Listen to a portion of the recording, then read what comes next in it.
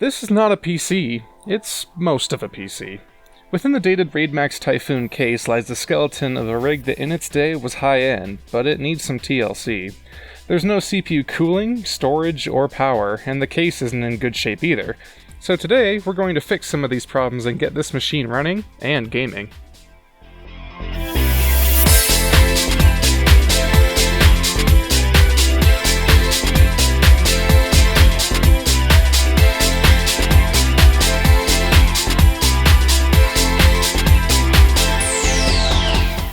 The highlight of this rig is the Asus P6T motherboard. Being a big-name x58 motherboard, it's packed with features like SLI and crossfire support, the ability to use 8GB DIMMs, and surface-mounted power and reset buttons. Far and away the biggest advantage, though, is the massive ecosystem of used CPUs. Compatible Xeons from decommissioned servers are being sold for peanuts on eBay, and a 6-core processor can be had for as little as $13.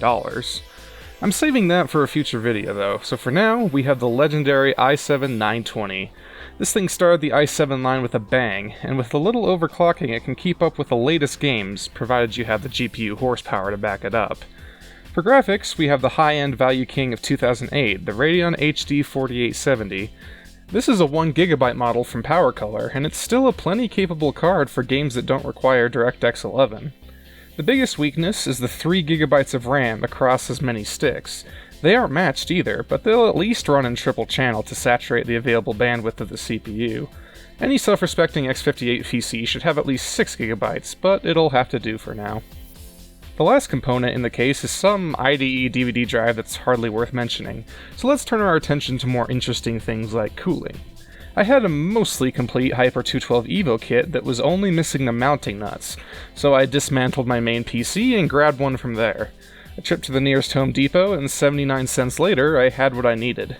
You may notice the nuts I picked up are smaller than the stock one. They're all M4 nuts, so they share the same inside diameter, and aside from some extra difficulty securing the mounting bracket, they function the same way. A few minutes of installation, and the cooler is good to go. There's a major issue though. Since it's so tall, I can't fit the side panel on anymore.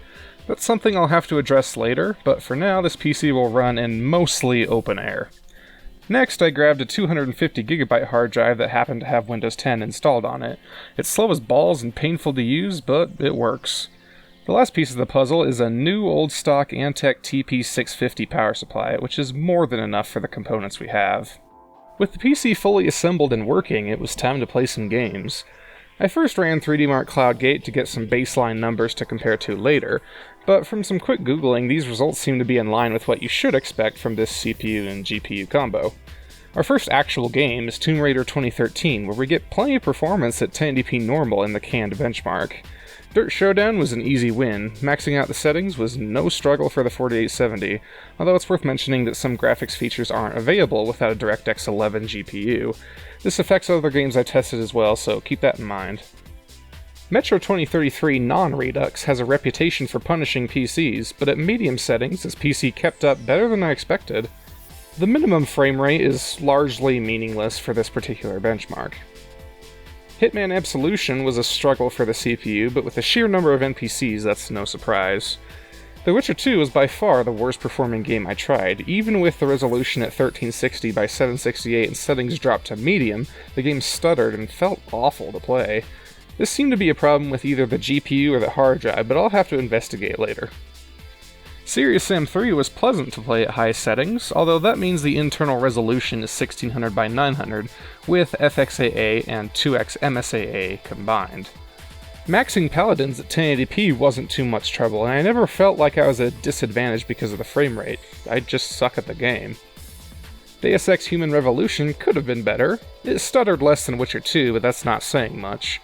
At least it looks nice. Rounding out the list is the Shadow Warrior reboot.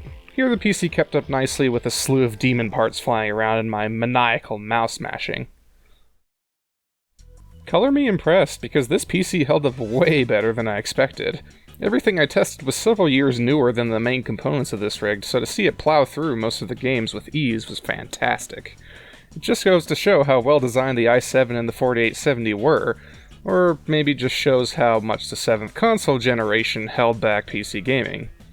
Sadly, for general use, the dog-slow hard drive and lack of RAM drag down the rest of the system. I'm going to fix that in a future video, because this PC has so much more to give.